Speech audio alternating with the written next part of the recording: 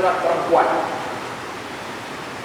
Walaupun tak ada satu nama perempuan yang dicantumkan di dalam Al-Quran kecuali Maryam. Bila mana ingin menyebut nama wanita di dalam Al-Quran, Allah akan sebutkan istri fulan, istri Imran, istri Fir'aun. Kisah Siti Aisyah dengan Siti Hafsah di dalam surat At-Tahrim tak disebut namanya. Apa sebab?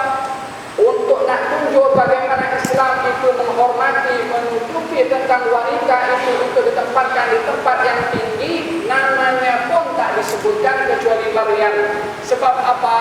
Sebab Maryam itu tidak dinisbahkan istri kepada seorang pun karena dia tidak menikah, maka disebut terang-terang oleh Allah Maryam.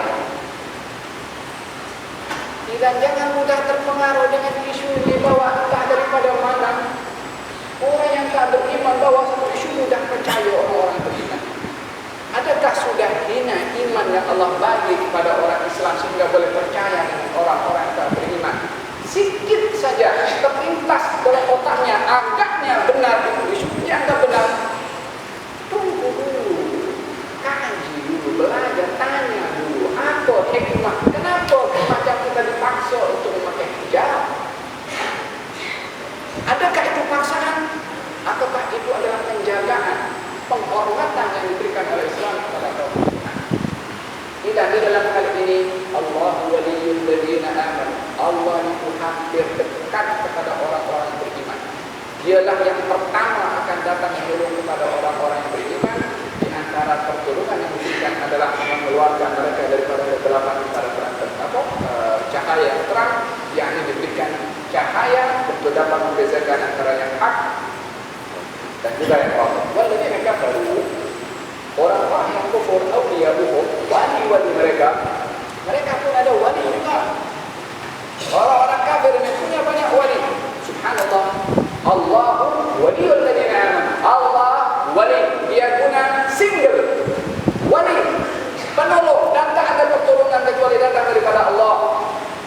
Tapi bagi orang-orang kafir, walladzina kafaru awliya'uhum, orang-orang kafir wali-walinya, penolong-penolongnya, tak sebut penolong satu, tak guna single Allah, guna plural, guna banyak.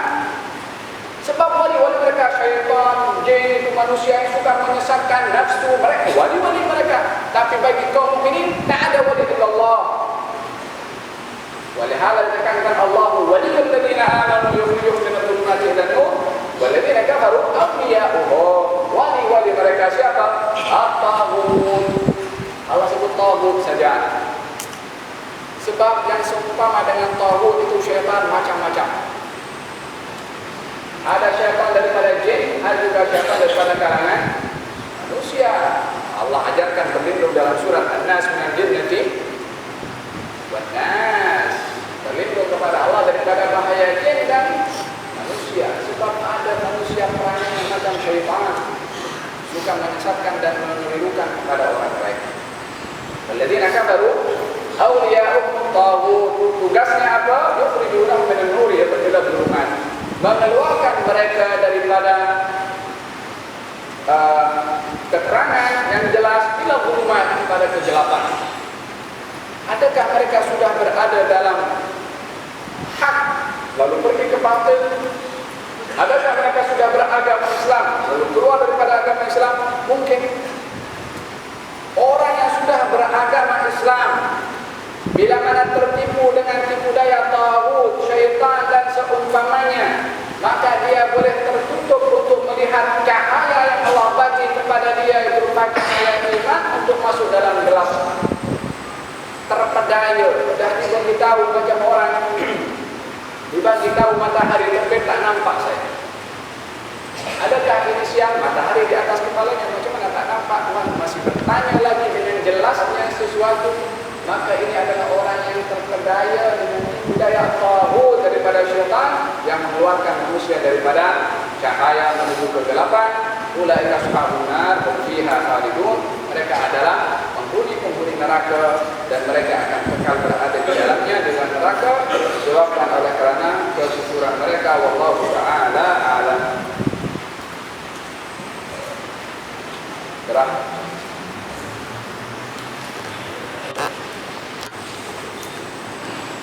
وعن أسامة بن زيد رضي الله عنه قال بعثنا رسول الله صلى الله عليه وسلم إلى الفرقة من جحينة فصبحنا القوم على مياههم ولهبت أنا ورجل من الأنصار رجلا منهم فلما وشينا قال لا إله إلا الله فكف عنه الأنصاري وطعنته برمحي حتى قتلته فلما قدمنا المدينة بلغ ذلك النبي صلى الله عليه وسلم فقال لي يا أسامة أقتلته بعدما قال لا إله إلا الله قلت يا رسول الله إنما كان متعودا فقال أقتلته بعدما قال لا إله إلا الله فما زال يكررها علي حتى تمنيت أني لم أكن أسلمت قبل ذلك اليوم.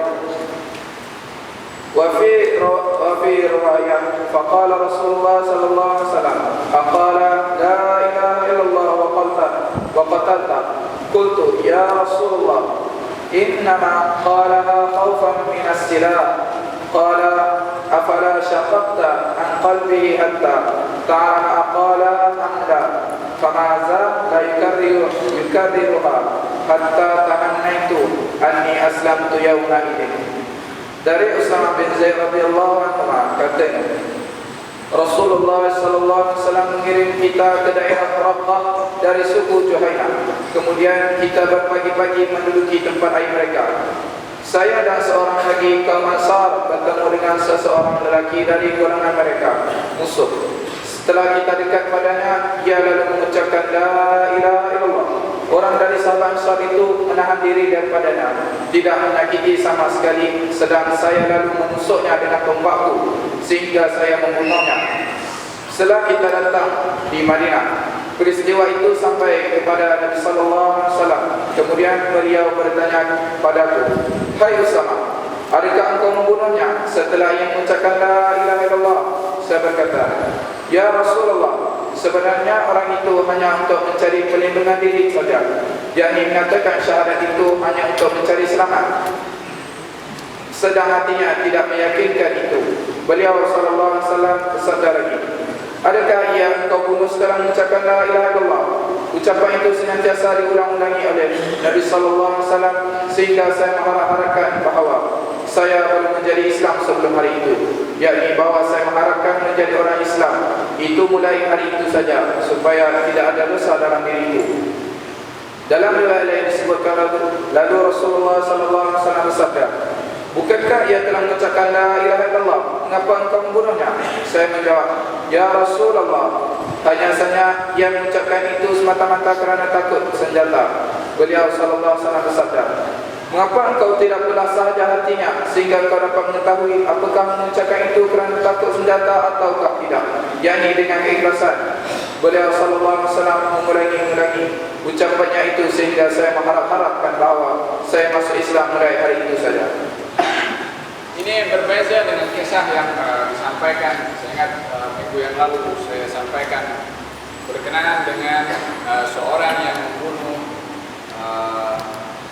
orang lain disebabkan oleh kerana mengucap salah, lalu kemudian dibunuhnya tanpa sebab, lalu kemudian dia datang kepada Rasulullah sallallahu alaihi wasallam dan meminta agar supaya baginda memintakan ampun kepada Allah. Baginda menjawab, "Idhabla ghafarallahu lak, idhabla ghafarallahu lak, idhabla ghafarallahu lak." Kamu pergi, Allah mengampunkan kepada kamu. Sampai orang itu beberapa hari meninggal dunia, kemudian dimuntahkan lagi, sampai 3 kali. Barulah Nabi sallallahu alaihi wasallam memberitahukan bahwasanya bumi ini boleh menerima orang yang lebih teruk daripada orang ini, akan tetapi menunjukkan akan bahayanya perbuatan orang yang dilakukan oleh orang ini, yaitu membunuh kepada orang yang ada syubhatul Islam, yang ada sebab untuk nak menghukumkan orang itu adalah orang Islam. Nama orang yang berbuat itu adalah namanya Muhallil.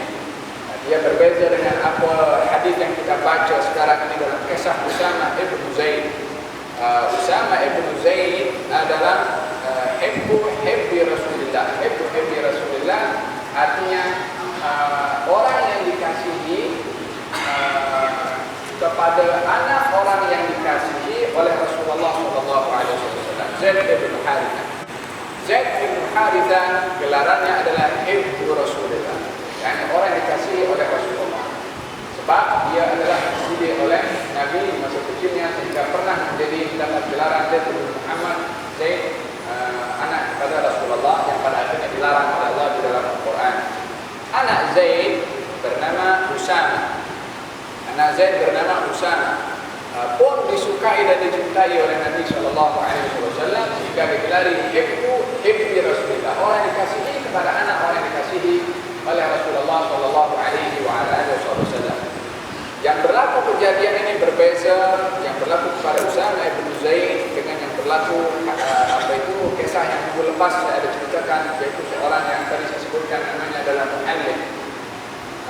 Muhallim itu ketika dia berjalan dengan satu rombongan sahabat Nabi, terjumpa dengan seorang bernama Amir yang dia itu mempunyai persahabatan dengan salah seorang grup yang bernama Muhallim ini. Ketika mengucap salam dan berjumpa dengan rombongan itu, karena adanya persahabatan antara Amir dengan salah seorang daripada grup yang bersama dengan Muhallim ini bertemu, maka Muhallim daripada jauh tanpa bertanya, tanpa ada sebab, terus sampai panah dia pun. Maka berita ini ketika sampai kepada Nabi SAW dan Muhallim itu meminta agar supaya Nabi memintakan ampun. Nabi ingin menunjukkan tentang besarnya jenayah yang dilakukan oleh dia, yaitu membunuh tanpa sebab. Maka baginda mengatakan, pergi kamu akan diampunkan, sampai 3 kali Nabi kafir.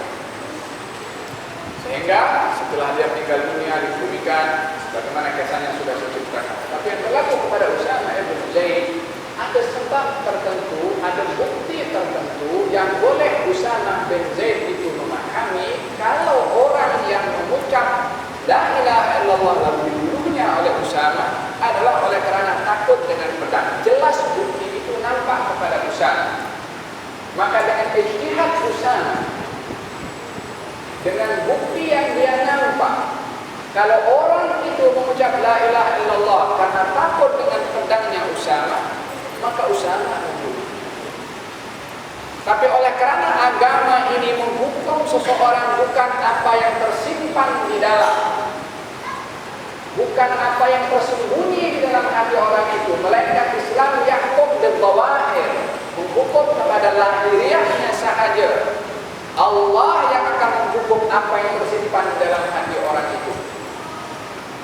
Maka di dalam hal ini baginda Rasulullah ketika diberitahukan perbuatan Usama itu yang membunuh seseorang yang mengucap la ilaha illallah, walaupun Usama pada waktu itu ada bukti, akan tetapi buktinya itu tidak nampak. Buktinya itu adalah bukti maknawi, apa yang tersimpan di dalam hati orang yang mengucap itu. Baginda Rasulullah nak tunjuk Islam tidak menghukum apa yang ada di dalam hati, tapi menghukum apa yang nampak di dalam mata dan terdengar oleh telinga. Ketika mengucap la ilaha illallah, Islam akan menghukum dia orang Islam. Kenapa kamu membunuhnya? Itulah yang menyebabkan Nabi menegur untuk memberitahukan mesej kepada kita kalau Islam menghukum zahir, tidak menghukum kepada batin orang yang berbuat itu. Lihatlah kenapa baginda Rasulullah SAW membiarkan kaum munafikin itu berada di sekeliling Madinah. Karena baginda masih ingin menghukumkan mereka dari segi zahirnya dan menjadi pegangan kepada kita sepanjang zaman untuk tidak mudah menghukum orang lain dengan apa yang tersimpan. Tengok orang berbuat riak itu, buat sedikit saja langsung cop. Allah Subhanahu wa ta'ala yang tahu isi hati orang di dalam amalnya, di dalam ucapannya. Kita hanya menghukum daripada zahir, dari ucapan saja. Allah yang tahu isi hati. Kita melihat dalam hadis ini teguran baginda Rasulullah kepada Usama bin Zaid yang membunuh seseorang yang mengucap la ilaha illallah.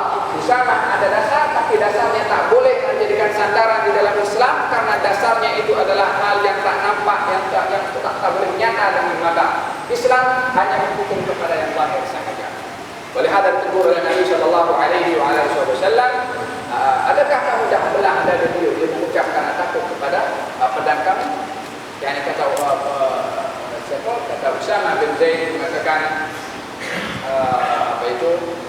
andai aku itu andai aku masuk Islam pada saat itu sahaja. Yakni karena terlalu menyesal kepada apa yang dilakukan sehingga mendapat teguran yang begitu kuat daripada Nabi Muhammad sallallahu alaihi wasallam, seakan-akan dia berhasrat agar supaya dia adalah ketika itu masuk Islam, maknanya tak ada aib sebelum waktu itu. Tapi pada waktu itu dia berijtihad bersandarkan kepada apa yang dia nampak dan itu salah mengikut Nabi sallallahu alaihi wasallam, maka dia pun menyesal akan perbuatannya. Tapi bukan bermakna dalam sini adalah Usama bin Zaid adalah tak betul.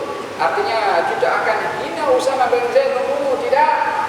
Nabi sallallahu alaihi wasallam sebelum meninggal dunia menyerahkan bendera kepada Usama bin Zaid untuk memimpin kepada satu peperangan yang besar. Waktu itu usianya belasan tahun. 17 atau 18 tahun Usama bin Zaid menjadi panglima perang. Nabi sementara terbaring di katilnya dan sakit tenang pada waktu itu. Dan mengancam sesiapa yang keluar daripada barisan Usama adalah akan celaka. Bendera diserahkan oleh Nabi kepada Usama bin Zaid. Baginda ketika meninggal dunia, pada waktu itu pertama yang dilakukan oleh Sayyidina Abu Bakar As-Siddiq ketika memegang kepemimpinan khilafah, maka pada waktu itu ada beberapa orang yang bercakap di belakang. Apa cakapnya? Takkan budak kecil muda 17 tahun nak pimpin orang-orang tua macam Sayyidina Umar bin Khattab, Uthman bin Affan, Ali bin Abi Thalib dan yang lain semua, Abdurrahman bin Auf. Ini budak 17 tahun macam sebaya dengan anak kita. Percakapan mulai timbul. Tak berani bercakap, cakap dengan Sayyidina Umar bin Khattab, untuk cakap dengan Sayyidina Abu Bakar Siddiq.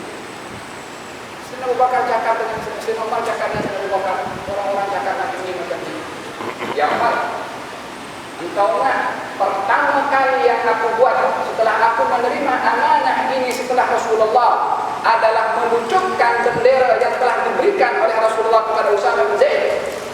Engkau nak pertama langkah aku buat melanggar apa yang sudah dilakukan oleh Rasulullah sementara jasadnya baru saja meninggal dunia. Yakin semua dengan kata-kata Sayyidina Abu Bakar As-Siddiq, semuanya yang tua yang mana saja berada di belakang Usama bin Zaid.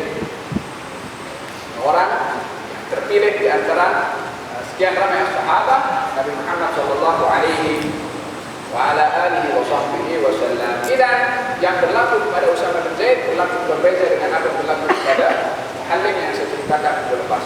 Berapa? Wa an Jundub bin Abdillah radhiyallahu anhu anna Rasulullah